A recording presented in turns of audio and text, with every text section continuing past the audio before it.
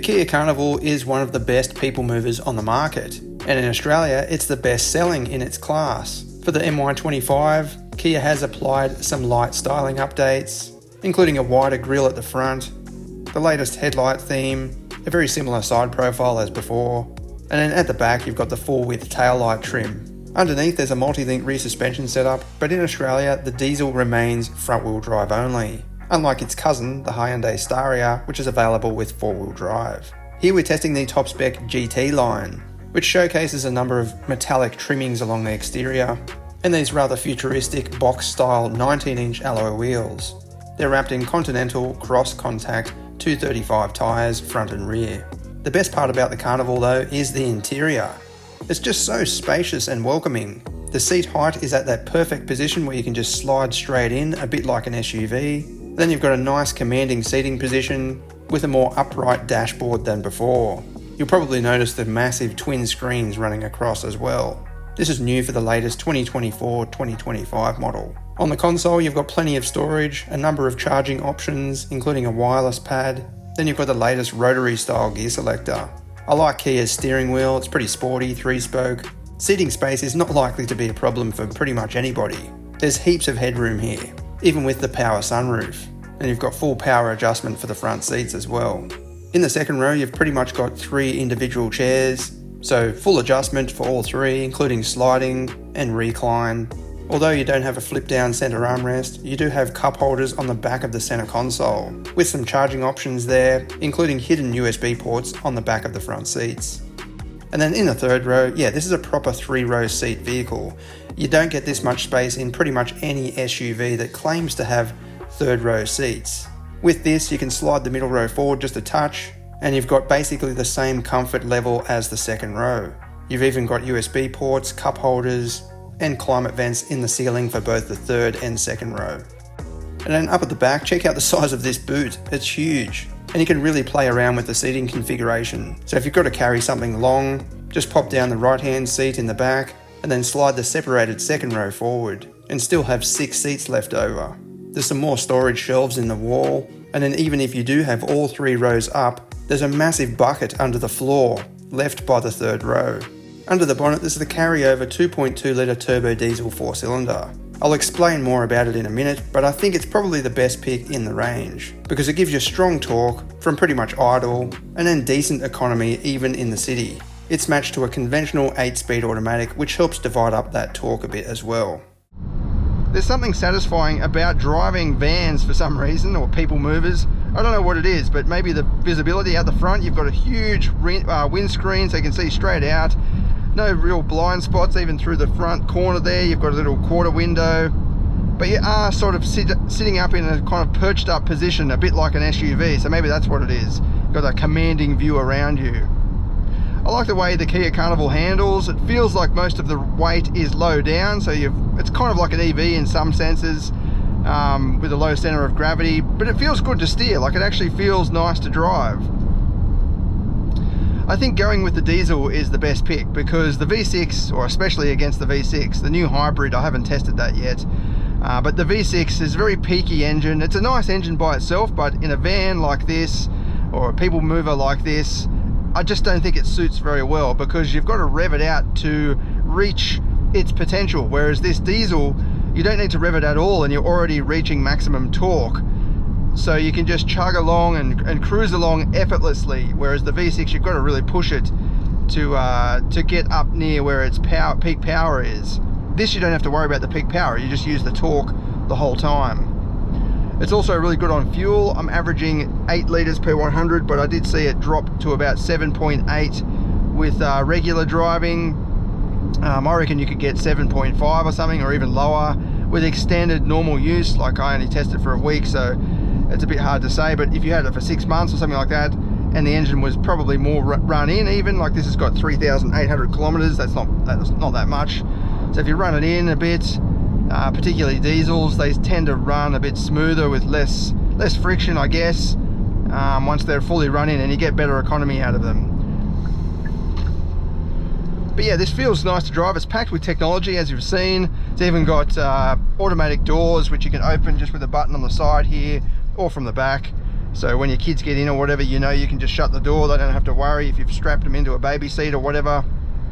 But you've also got some clever technology as well, like just make sure there's no cars around, but you indicate and a little camera view comes up with from a camera under the side mirror. Same with the other side, so you can check your blind spots as you're cruising along the highway, and you've got a bit of peace of mind there. You've also got different drive modes. This has got smart, which is kind of adaptive, I guess, and you've got eco and sport mode as well.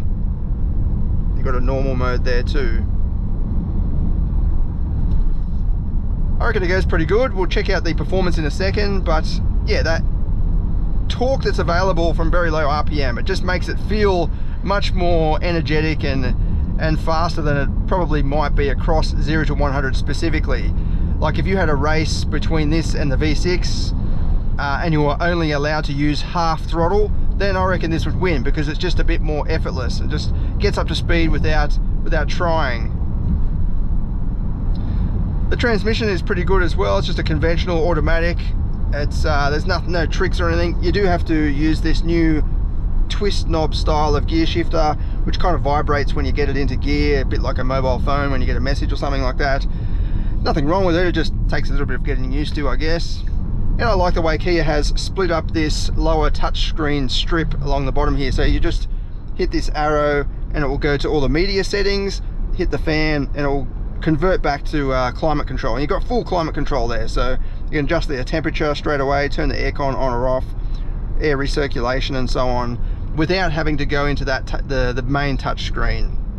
I know it's still a touch screen, but you've got things right there. You could adjust the temperature, for example, while you're driving. You wouldn't even need to look down at all.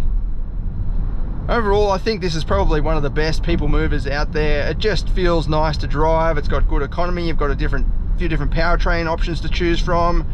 Good technology level. It's not, you know, in your face. The driver monitoring camera and all that, you can turn that off through the main screen here.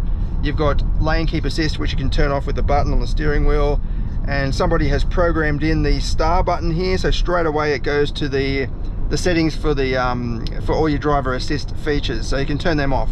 You do have to turn them off every time. That's just a part of the ANCAP rules these days, unfortunately. But they're all pretty good. The lane keep assist you could leave on, no problem. The speed limit assist is probably the most annoying, and it reverts back to the full warning and display, so it will show you the speed limit display on the dash, but also send out a audible warning every time you go over the limit, which is fine, but it doesn't always get it right.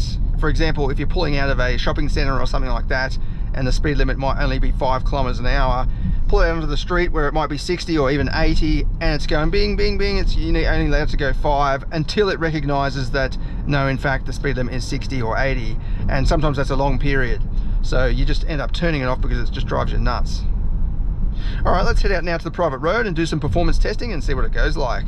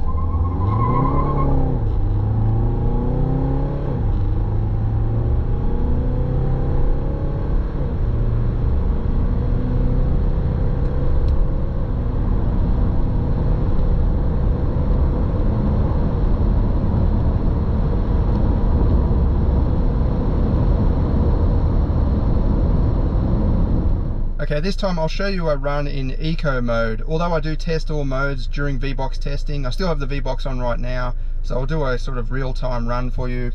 Because in diesels, yeah, sometimes it's actually quicker just leaving it in normal mode or eco mode, because in sport mode the engine just over revs and you're actually going a little bit slower. It's good for sand driving and other applications, or towing or something like that, but in terms of pure 0 to 100 performance, sometimes you just want it to change gear a bit earlier in diesels just to get through those gears and gather the speed quicker. So we'll try it out live or real time for you. I've still got the stability and traction control turned off.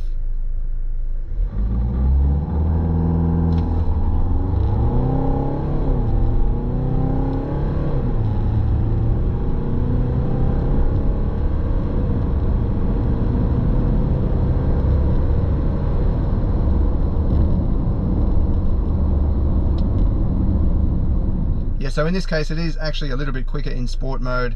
That was a 9.78 second run, whereas the best I got in sport mode was 9.66.